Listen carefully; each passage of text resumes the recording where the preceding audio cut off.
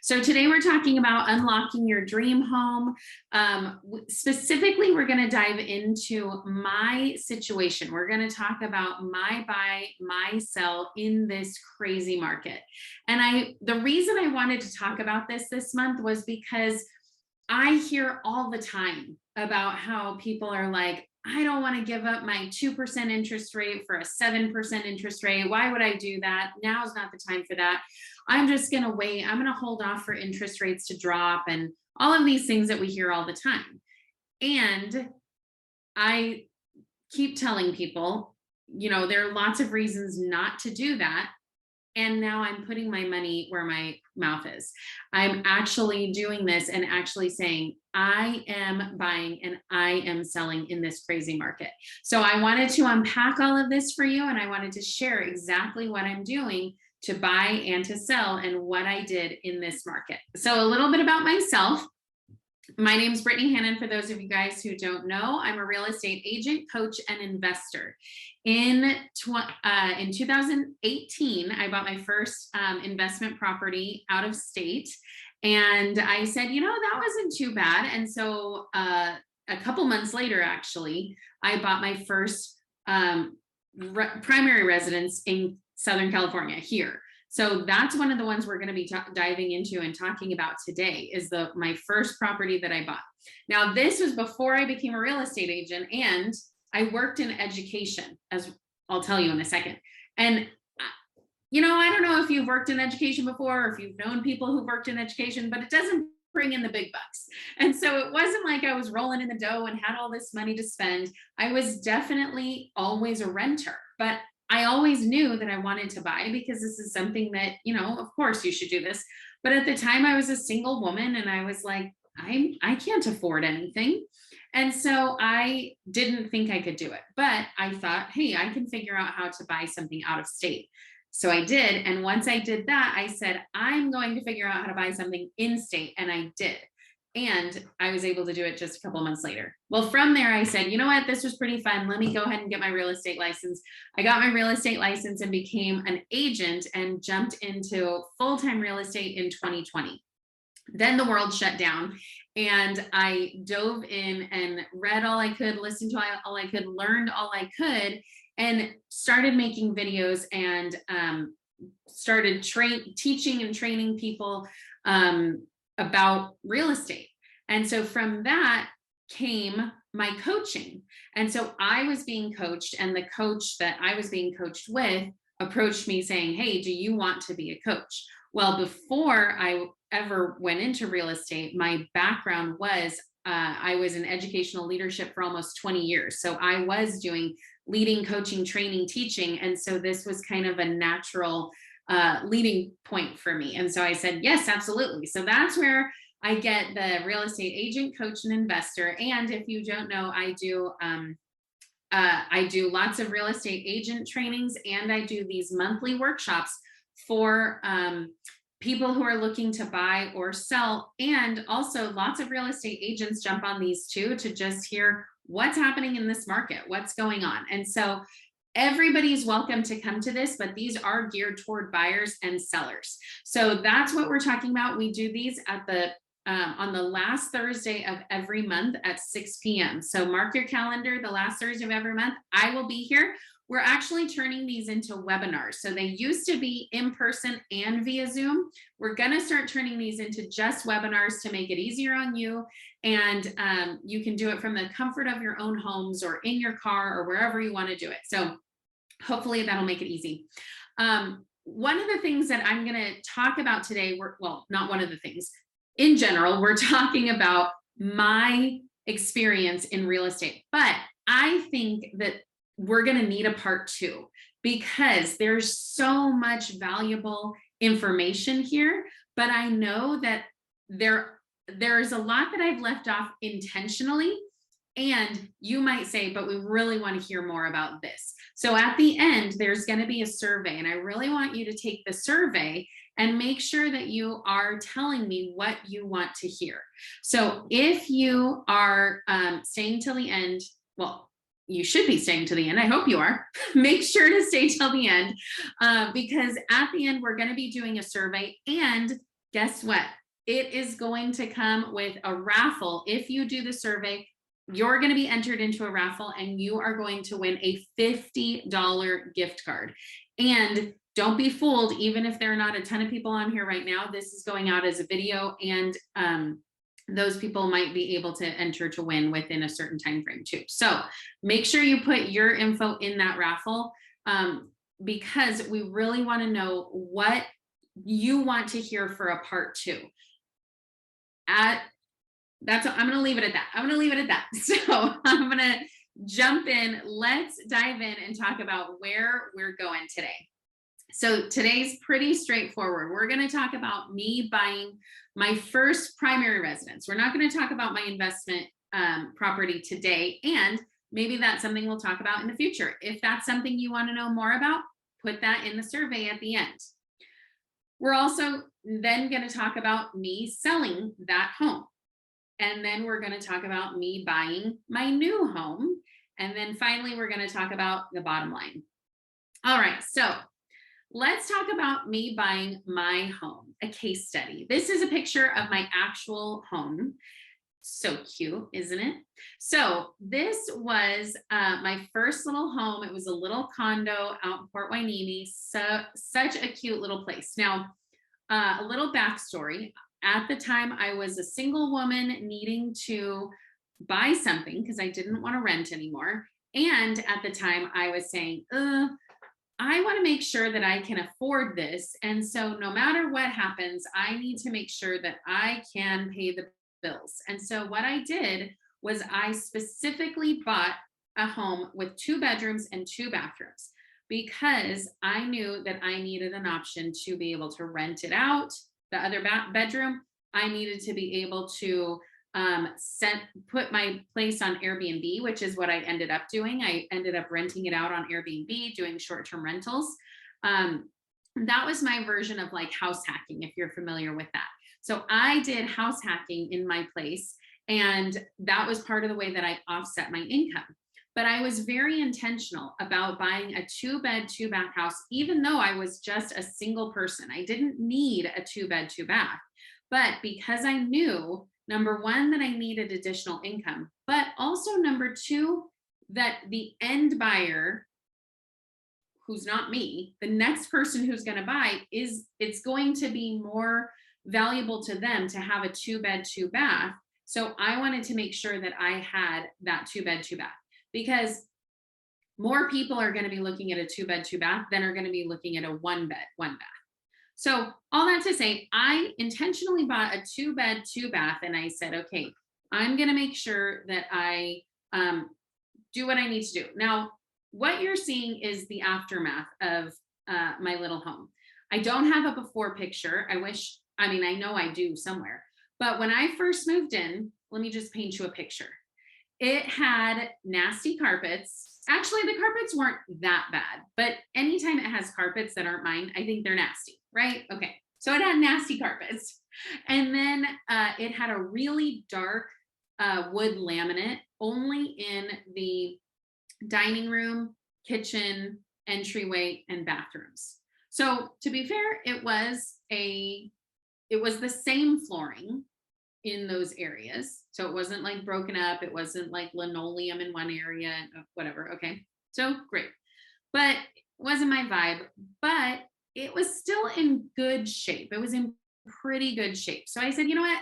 That's okay. Let me just buy it. I knew I wasn't going to get something that was like turnkey ready to go. And this is going to be a theme you'll notice for the rest of it. I don't like things that are turnkey ready to go. I want to be able to put my own fingerprint on these, if you will. I want to be able to put my own design, my own aesthetic. I want to make sure that I'm the one who's going to be getting that forced appreciation, which we'll talk about. All right, so let's get into the numbers.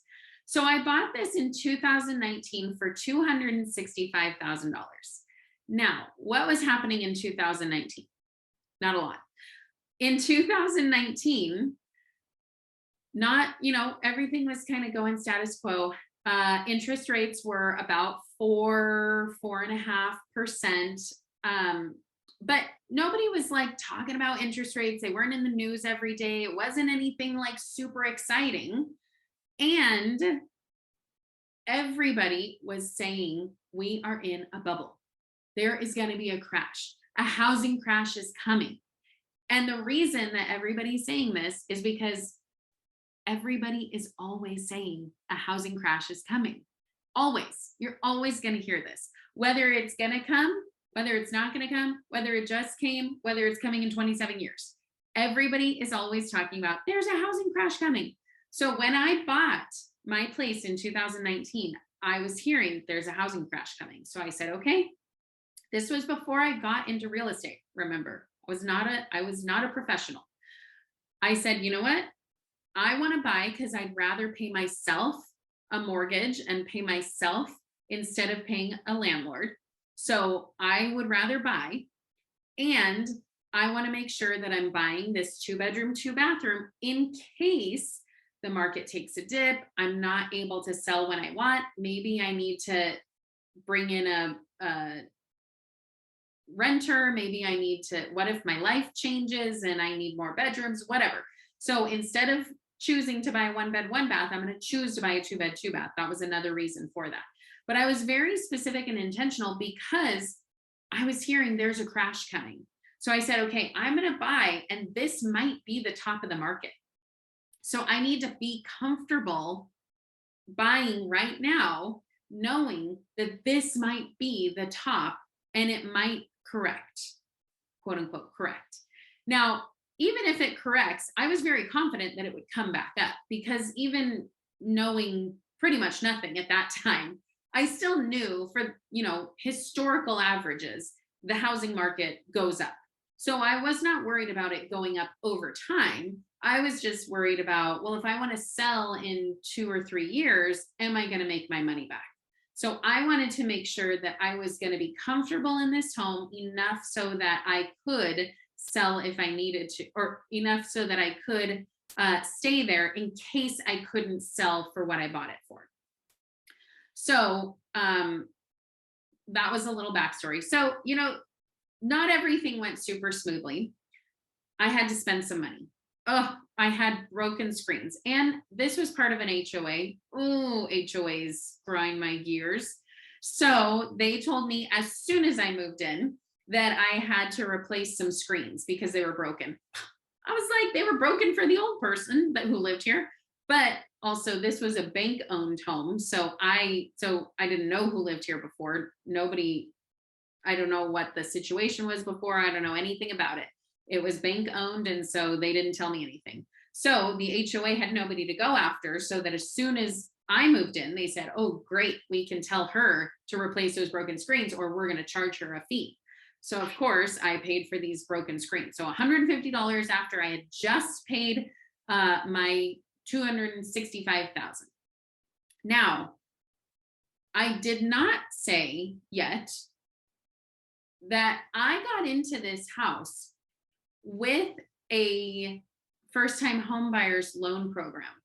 And the program was that I did not have to put a down payment down.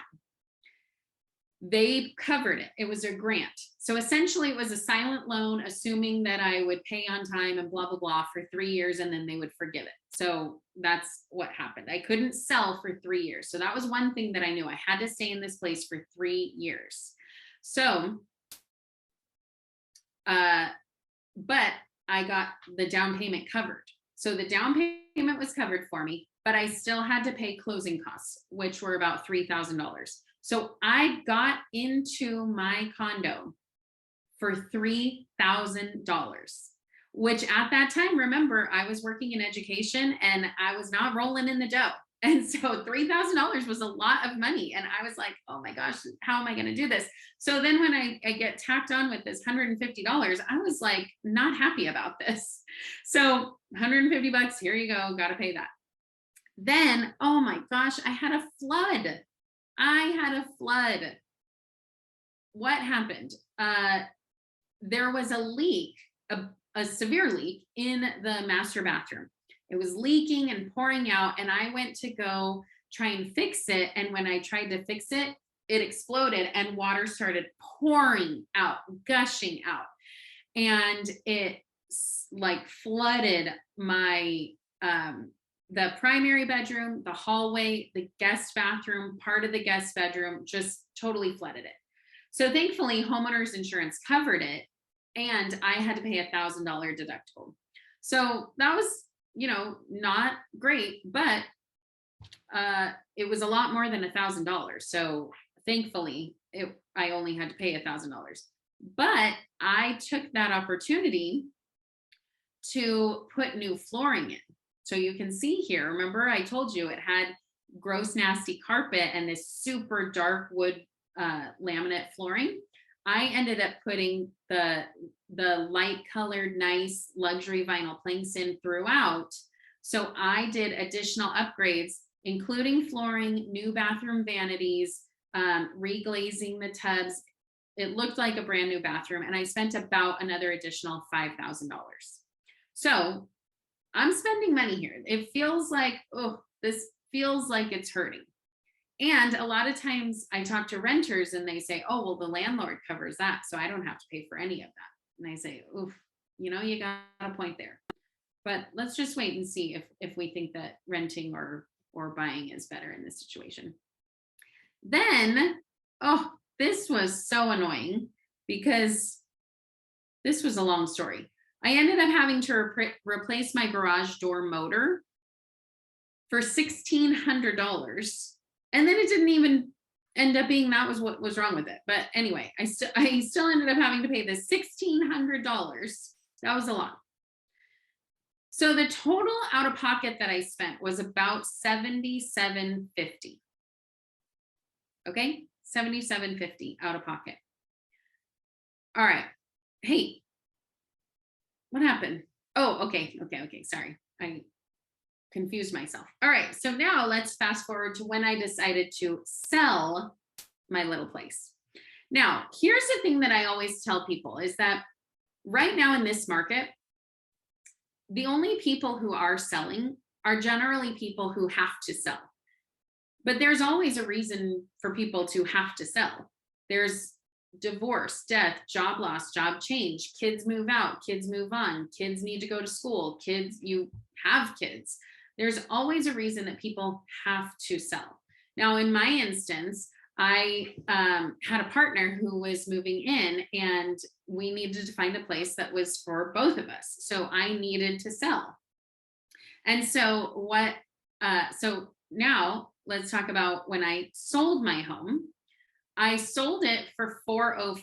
And actually, this is not exactly correct because technically I sold it for $404 because the appraisal came in a little bit lower. And so with the deal that we had negotiated, they were paying $10,000 higher than the appraisal. And it ended up being $404. So sold for $404. It was the offer that we had agreed on was $405, but it ended up selling for $404. So please excuse me. I will change that. In that time, I had paid down my mortgage to $245. So keep that in mind. Remember, when we talk about renting versus buying, which we're not focusing on that today, what we're focusing on is just talking about the numbers for my own story. But when we talk about that, this is something to note, is that when you are renting, you're paying money to somebody every month. When you own, you're also paying money to somebody every month, assuming you have a mortgage. But some of that money is going to pay down the principal of your mortgage. So when you go to sell or when you look at your equity, you're seeing that you have money that's available to you. This is your money. I have paid down my mortgage. When I'm renting, I have not done that. So keep that in mind. When we talk about paying down our mortgage, I had paid it down a good sizable amount. So total equity in 4 years was $152,000 $252,000. Now, that's a lot of money if you ask me, especially considering, remember I said I put $3,000 down. $3,000. That is not very much, let me tell you. So when we talk about how I went from turning $3,000, talk about an ROI. I went from putting $3,000 into this place. And then, yes, I spent some money along the way. Then I had I turned that into $152,000 in 4 years. That is impressive. So this is including these chunks of money that we talked about. Like we're talking about now, my math may or may not be exactly accurate, especially considering it sold for $404. So let's even say, let's give it take $1,000 off, $151,000. Even if we just say it's $150,000, come on, $150,000. That is something. All right. So when we talk about this kind of equity, now I have options. Now I can say, okay, now I can move into something that where I want to be. Now I can start looking at some other things. So when we talk about, like I talk to a lot of people who are wanting to buy a home and they can't buy in their preferred area. They want to buy a single family house for $750,000, but all they're approved for is $450,000. Okay, well, that's okay. That's when we move you into a condo and you can still make money. You can still make money, and then we stair step you in to your next home. We get you into your next home because we build on that equity. We let appreciation take over. We let appreciation do its thing. And in 4 years, it's $152,000. Now, let's take a look at what happened with me buying my new home. So we took that money and then we rolled some of it, not all of it, into our new home. Now, this is a picture that I took today from my new home because we wanted ocean views. So we got into a condo, another condo, because we wanted our ocean views. And we're not quite to the point where we can afford our beachfront property that's not a condo yet, because we're stair stepping it up. So here's what we did. So this one was listed for $490, and it was listed pretty low because it was ugly. Let me just tell you that.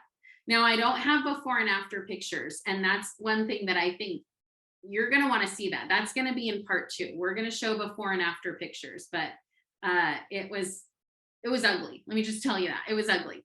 And it wasn't hideous. It wasn't like a tear down. So that's one of the keys, I think, is that I wasn't competing with investors. I wasn't competing with cash buyers who were coming in and saying, like, I'll give you all cash.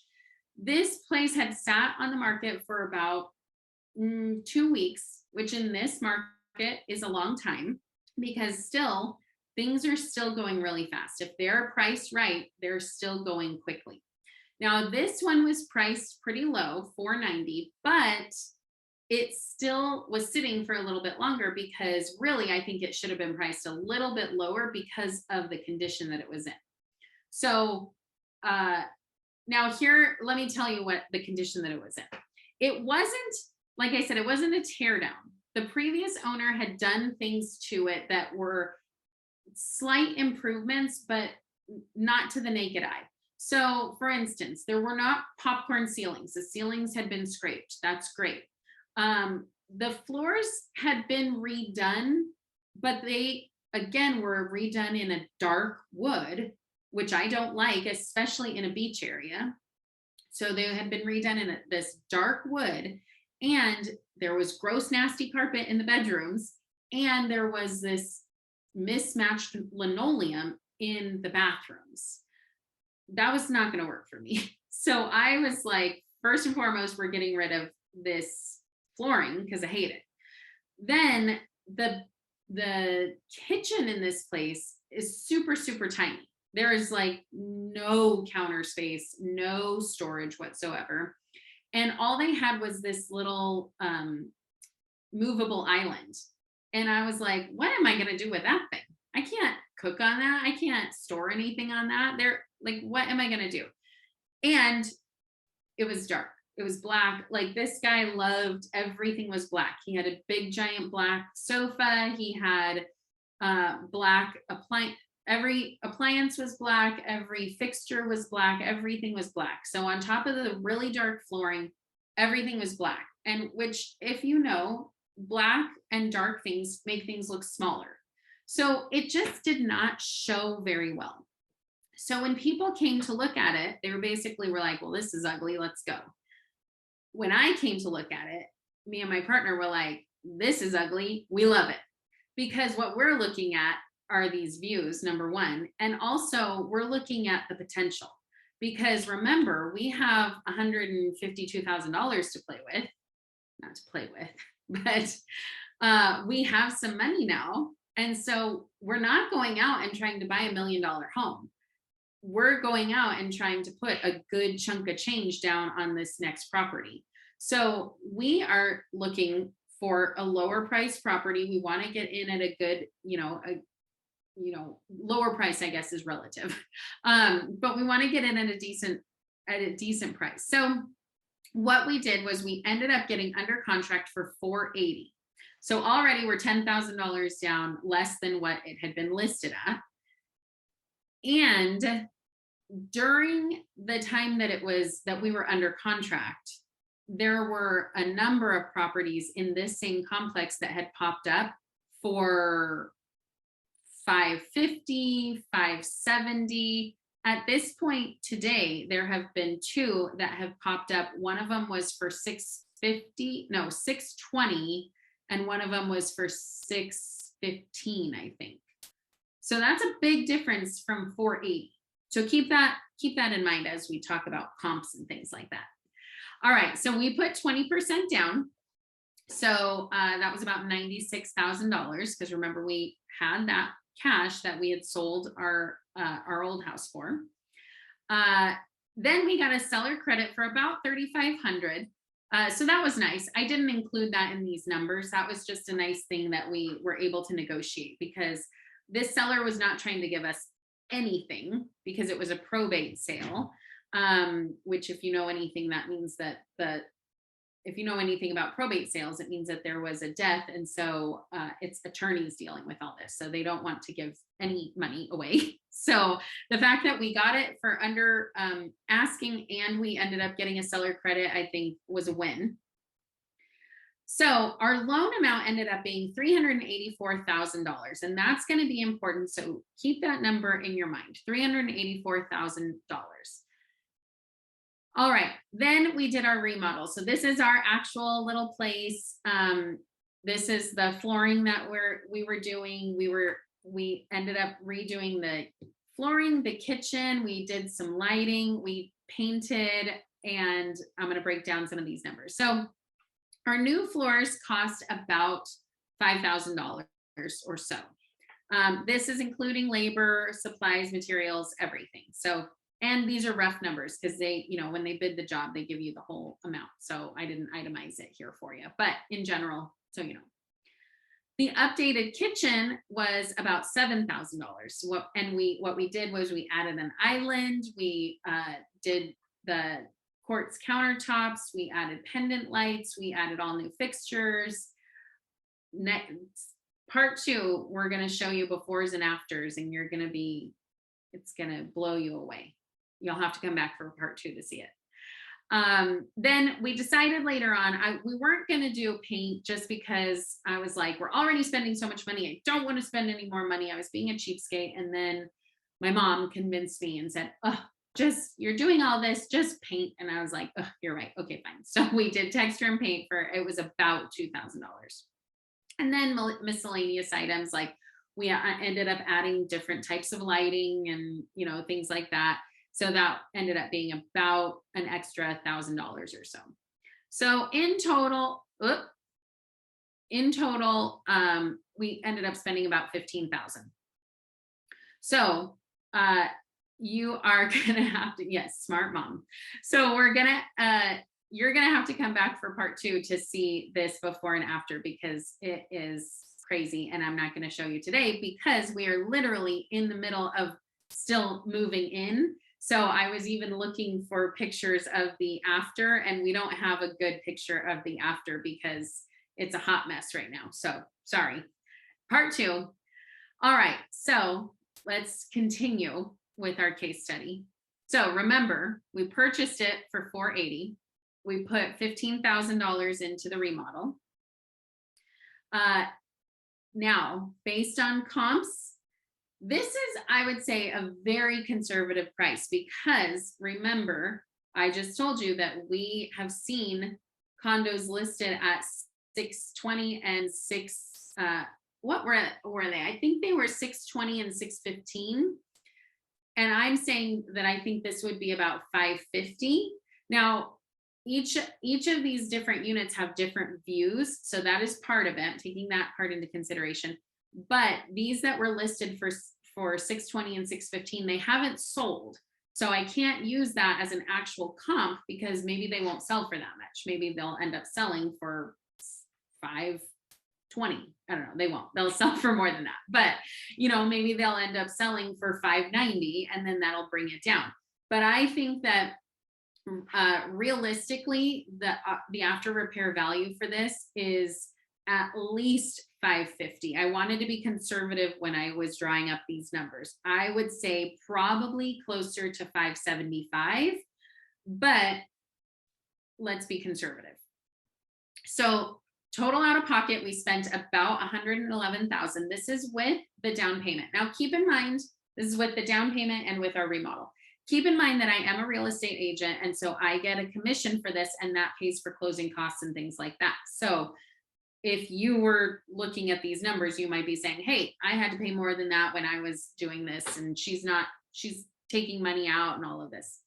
Yes, I know it's not exactly down to the penny, but it gives you the gist of it. So we moved in, our home closed September. Where are we? July 6th. It is now July 27th. So in less than a month, it's been 21 days. In less than a month, we have $166,000 in equity.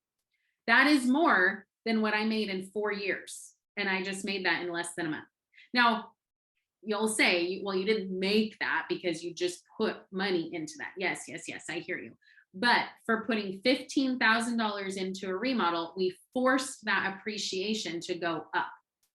So we purchased it for $480, and we put $15,000 in for the remodel. And now the after repair value is somewhere between 550 and 575.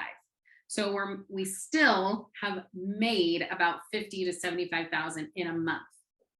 That's pretty good. I'll say that's pretty good, if I do say so myself. So these are all good. Oh, thank you. We have some comps of houses that have sold in the area: 625, 619, 599, and 540. So 550 is definitely pretty low, especially considering, thank you, my assistant, Dulce. 550 is definitely pretty low, considering that the other one was 540, and it was probably not nearly in as good as shape as what we've just done to it. Now, what's the bottom line here? We're going to go in a little bit of a different direction, sort of, because I'm going to talk about the elephant in the room. Yeah, but interest rates, interest rates. We have to think about interest rates. Notice that in that breakdown of the numbers that I just gave you, I did not talk about interest rates once. That was not an accident. I did not forget. It's because I don't care. I don't care what the interest rates are. I care about what my monthly payment is. I want to make sure that I can afford the monthly payment, and I don't care about interest rates, because if interest rates go down, guess what? Now I can refinance. Perfect. And what happens as interest rates go down? Well, we've talked about this plenty of times in our other buyer-seller seminars. When interest rates go down, which by the way, they are saying that they're going to go down to about 5%, maybe 4% in like a year. Okay. First of all, do you want to wait a year and lose out on that appreciation? I don't. Second of all, what was my second of all? Oh, second of all, I was hearing that interest rates were going to go down in May. Everybody was saying, oh, in May, interest rates are going to drop. They're going to drop. They're going to drop. They're going to drop. 2023 or whatever year we're in right now. Yeah, 2023. Interest rates were supposed to drop. Did they drop? No, they did not. And in fact, they've gone up. And so first off, there's volatility in interest rates. Okay, there's volatility. So we don't want to bet on interest rates. We don't want to say, oh, I'm going to wait on interest rates to go down. Because while interest rates do make a big difference in how much house you can afford, they don't make a big difference in when you need to jump into the market. It's about time in the market, not timing the market. You want to make sure that you are in it for the long haul, because the housing market, just like this picture, is going up and up and up and up and up. And so you can see that this guy here is carrying a yo-yo, and that's the rates, the interest rates going up and down. It's a yo-yo, up and down constantly. But as the interest rates go up and down, he is walking up the stairs of the housing appreciation. He is gaining appreciation. And as the interest rates go up and down, his house is still appreciating. And so it doesn't matter what the interest rates are, up, down, sideways. It does not matter. I don't care what the interest rates are. Now, if the interest rates are at 57% and I can't buy a house, well, then I care. But I also am not going to say, well, then I'm going to sit here and be on the sidelines and never buy. I'm going to say, okay, well, what can I afford? If at 57%, what can I afford?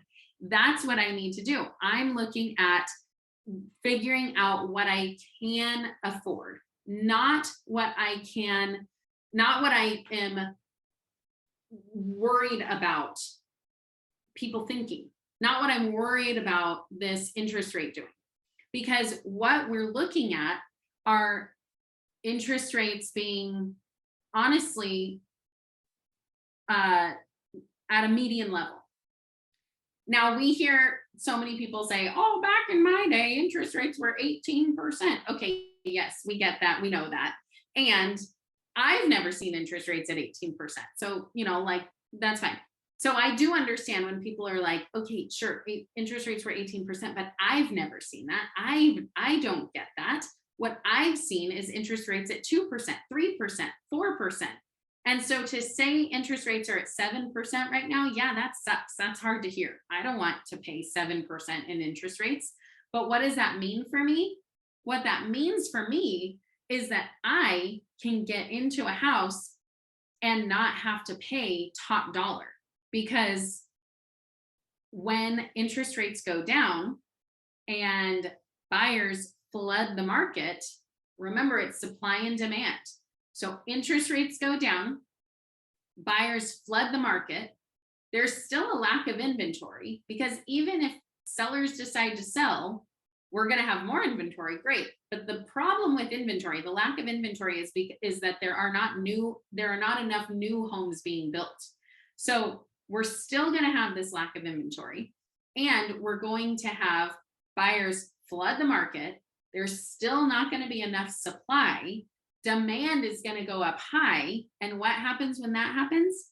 Prices are going to go up, and competition is going to be so fierce. We're going to be back where we were in 2020, when we were looking at 57 offers, $200,000 over asking price.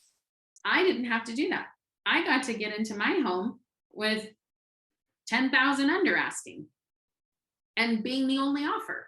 Now, I will say that if you are looking for a 3-bedroom, 2-bath house, just like everybody else is, then you are probably going to be looking at multiple offers, and you're going to probably be needing to submit an offer that's over asking, but you're not looking at $100,000 over necessarily. So keep that in mind, that we are still in this market where you are probably going to need to pay over asking if you are looking at things that everybody is looking at.